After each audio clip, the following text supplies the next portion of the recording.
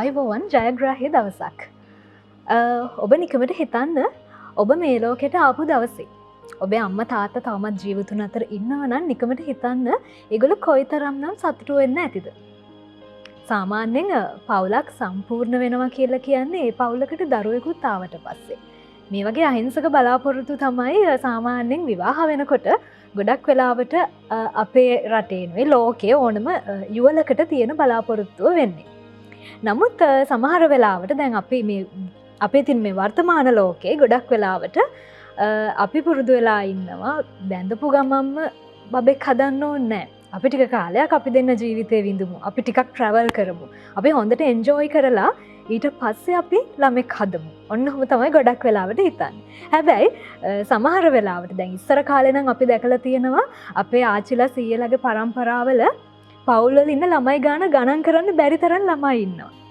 ඒ ළමයි සමහර වෙලාවට අපි කියනවා මේ තාත්තට අම්මට ළමයි මතක නැහැ. එච්චර ළමයි ඉන්නවා මේ පවුල් වල. හැබැයි මේ වර්තමාන ලෝකේ අපි ගොඩක් වෙලාවට පුරුදු වෙලා ඉන්නවා මේ අපේ තියෙන ආර්ථික මට්ටම් එක්ක අපේ තියෙන කාර්යබහුල ජීවිතයත් එක්ක අපි ළමයි එක්කෙනෙක් දෙන්නෙක් හදමු. අපි එයාලට විතරක් අනාගතේ මේ විදිහට හදමු කියලා විශේෂයෙන්ම හොඳ සැලසුමක් ඔස්සේ තමයි ගොඩක් වෙලාවට මේ අපේ ඉන තරුණ ප්‍රජාව විවාහයකට යොමු වෙනකොට යොමු වෙන්නේ. හැබැයි ඉතින් මේකේ හොඳ පැත්තක් සහ නරක පැත්තක් කියන දෙපැත්තම තියෙනවා. ගොඩක් වෙලාවට අපි දකිනවා විවාහ වෙලා තවමත් අනේ අපිට බබෙක් නෑනේ. මං ආසයි මටත් චූටි දුවෙක් පුතෙක් ඉන්නවා නම් කියලා හිතන අම්මලා තාත්තලා වෙන්න බලාපොරොත්තුවෙන් ඉන්න තරුණ තරුණියන් ඕන තරම් ඉන්නවා. ඉතින් අපි අද කතා කරන්න සූදානම් වෙන්නේ අන්න ඒ ගැටලුව සම්බන්ධව. මම කැමති නැහැ එකපාරටම ඒ වචන කියන්න. මොකද ඇත්තටම මේක හරි සංවේදී වචනයක්. අපි කියන්නේ මදසරුභාවය කියලා. හැම ගෑනු ළමෙක්ම කැමති කවදාද දවසක අම්මා කෙනෙක් වෙන්න. හැබැයි Tamante බලාපොරොත්තු නැති වුණොත් Tamante ඇති වෙන මානසිකත්වය මොන වගේ වෙයිද? ඉතින් අපිට පුළුවන් ඒකට බොහොම ධනාත්මක විදියට මුහුණ දෙන්න. අපි කතා කරමු ඒ ගැන.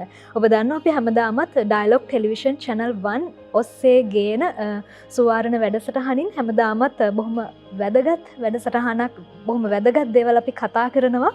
ඔබ දන්නවා අපිත් එක්ක හැමදාමත් සුපුරුදු විදිහට එකතු වෙලා ඉන්නේ රජයේ ආයුර්වේද මහරෝහලේ පිළිගත් උපාධිධාරී සර්වාංග රෝග පිළිබඳ ජ්‍යෙෂ්ඨ වෛද්‍ය නිලධාරී කීර්තිශ්‍රී දේශමාන්‍ය ගෞරවාචාර්ය වෛද්‍ය නිලධාරී අනුර විජේසේකර වෛද්‍යතුමන්.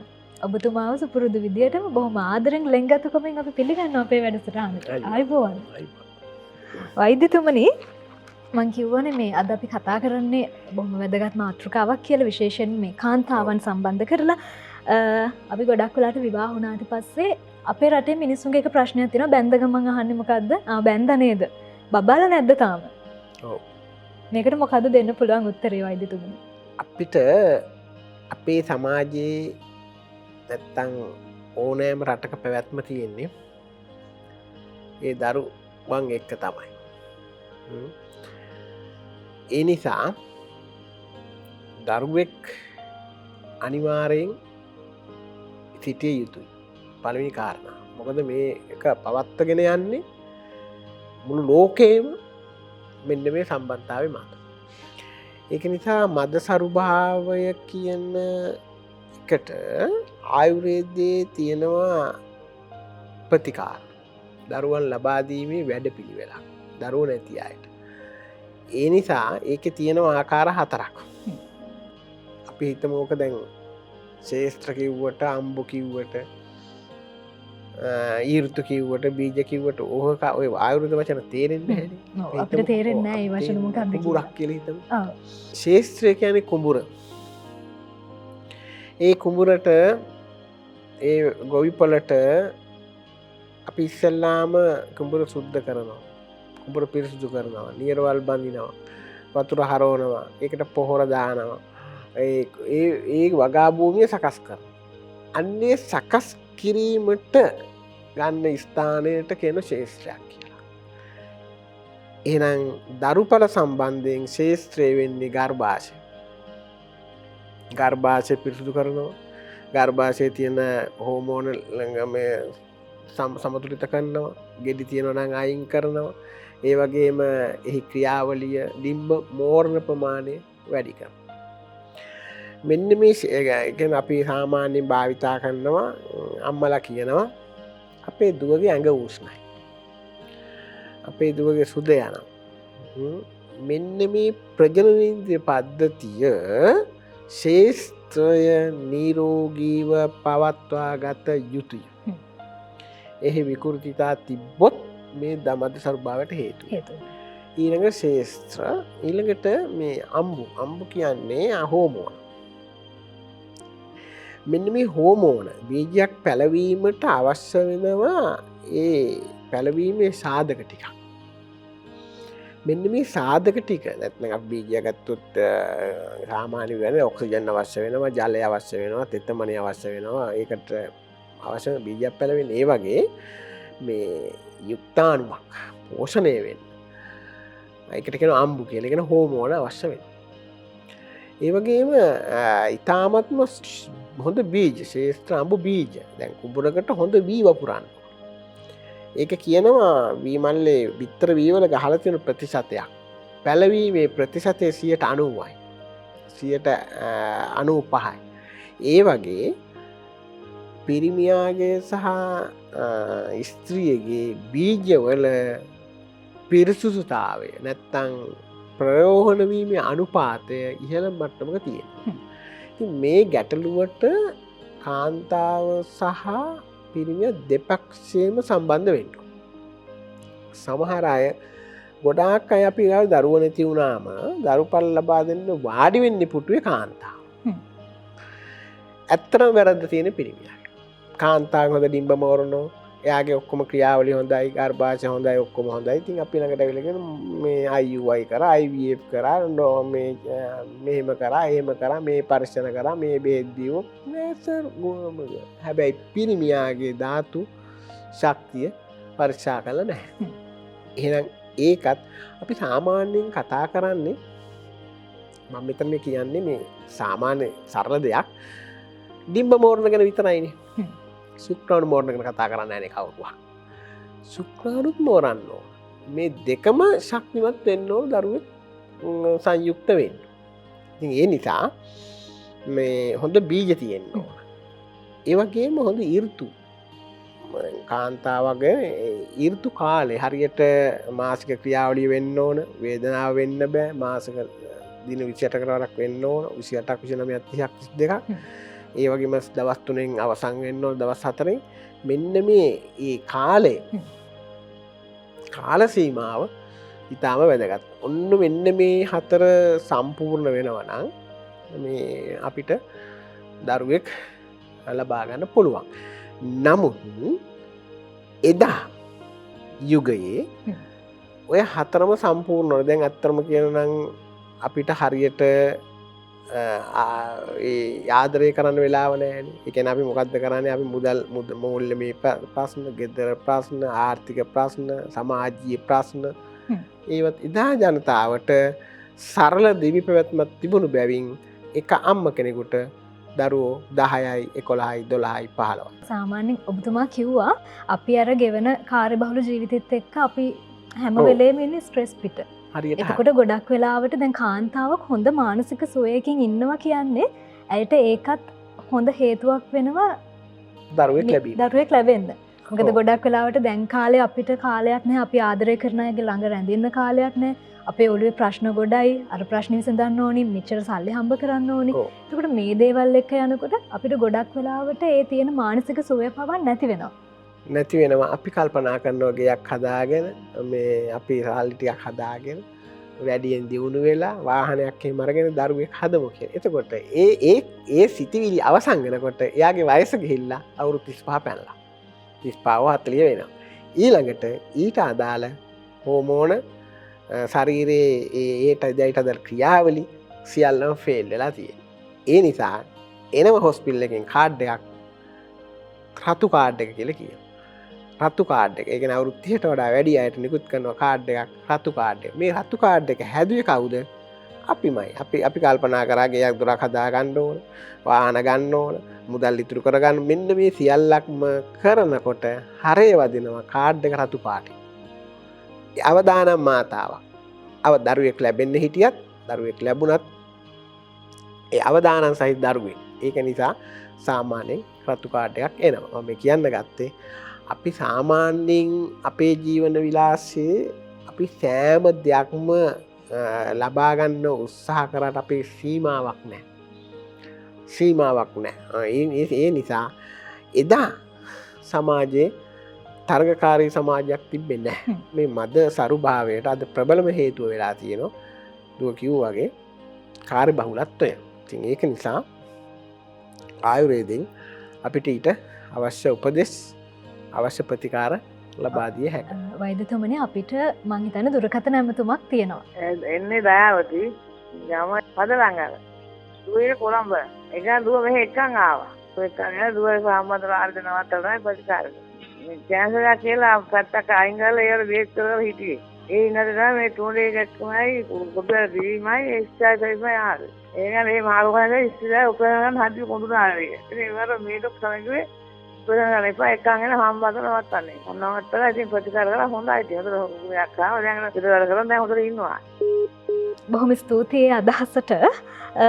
අපිට ඔබටත් පුළුවන් ඉතින් අන්න ඒ වගේ අපේ වෛද්‍යතුමාව වෛද්‍ය අනුර විජේසේකර මහතාව මුණ ගැහෙන්න පුළුවන්. මම මතක් කරන්නම් ඔහු සම්බන්ධ කරගන්න පුළුවන් දුරකථන අංක 077 18 17 376 071 40 11 937. ඒ වගේම මතක් කරන්නම් ඔබට පහසුකමක් තියෙනවා නම් ගිහිල්ලා හම්බ වෙන්න පුළුවන්කම තියෙනවා. රන්න රුහුණු මෙඩිකෙයාර් චැනලින් සෙන්ටර් එක තියෙනවා 071 83 54 304. හම්බන්තොට රුහුණු මෙඩි හොස්පිටල් එක තියෙනවා 047 22 22 777. වැල්ලවාය ශ්‍රී සිද්ධාර්ථ ඔසුසල තියෙනවා 077 937 77. එවැගේම සූරියවැව සුව රෝග්‍යා මෙඩි හවුස් තියෙනවා 070 686 එවැගේම සෙත්මෝ වෛද්‍ය චැනලින් සේවාව බෙලියත්ත 071 82 76 416. ඉතින් අද දවසේදී අපි කතා බහ කරේ මද සරුභාවය පිළිබඳ. මේ පිළිබඳව අපිට කතා කරන්න බොහෝමයක් දේවල් තියෙනවා. අපිට කලින් සූදානම් වෙන්නේ විරාමයකට යන්න. දිගටම අපත් සමග රැඳී සිටින්න.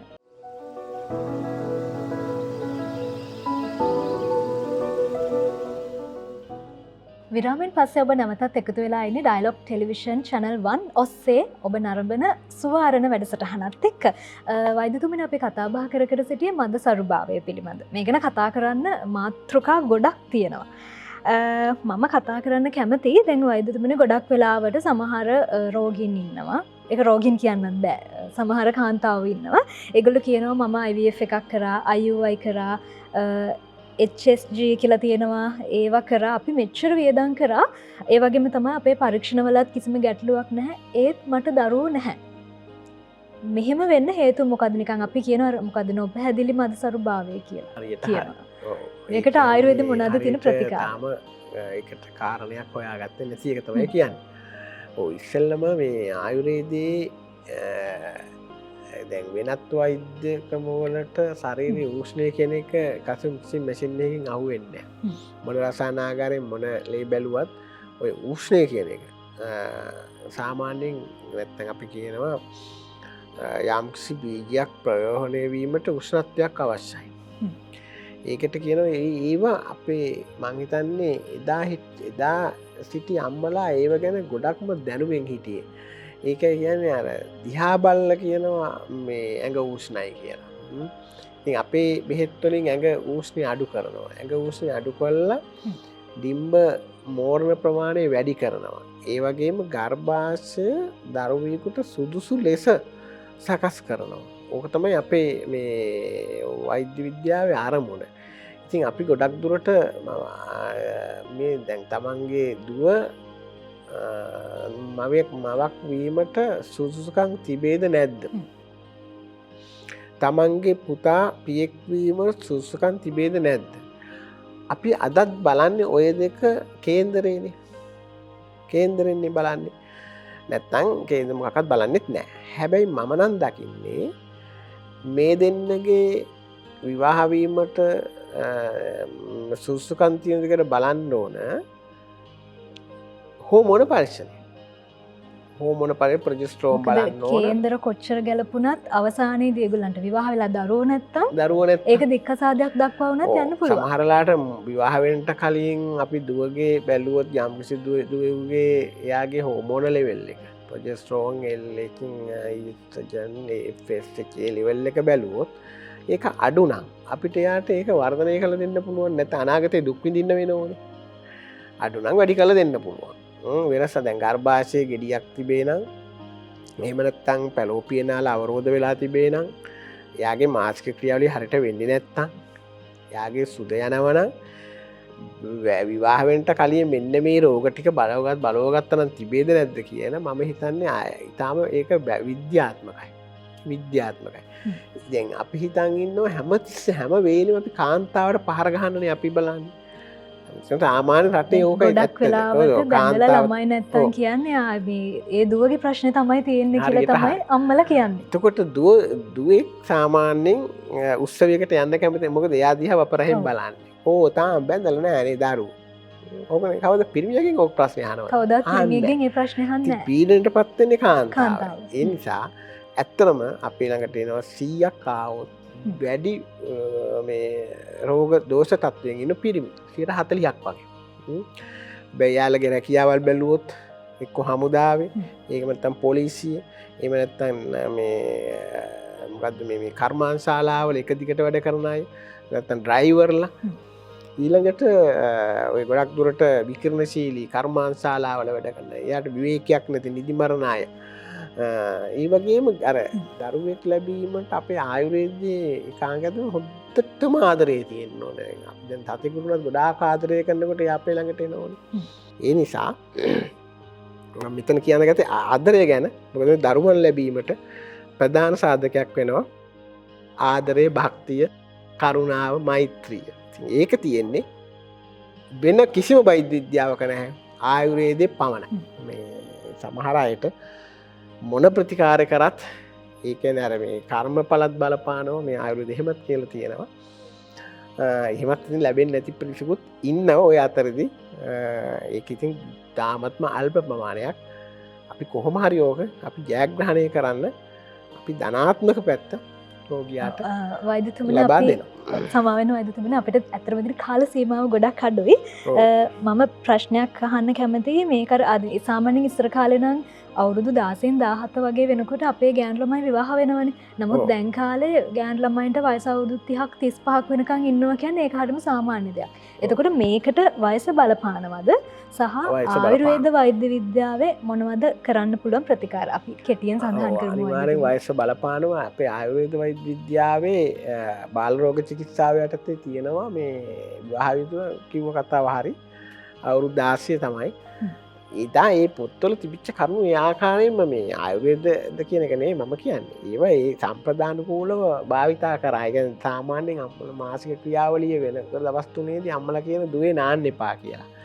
දැන් ඕව සත්‍යයකට ගණන් ගන්න නැහැ. නමුත් අද නෑමන් පස්සේ පිටුට්‍රි ග්‍රන්ථියේ ක්‍රියාකාරීත්වය අඩු වෙන බව විද්‍යාත්මක ඔප්පු වෙලා. හැබැයි එදා විද්‍යාව දන්නේ ජනතාව. විද්‍යාවට එහා ගිය විද්‍යාවටත් වැඩි එහා ගිය ඥානයක් තමයි තිබ්බේ. ඒකයි අර මේ යම් කිසි දෙයක් දැන් ආයුර්වේද විෂය කියන්නේ මේ වෙනස් වෙන්නේ නැහැ.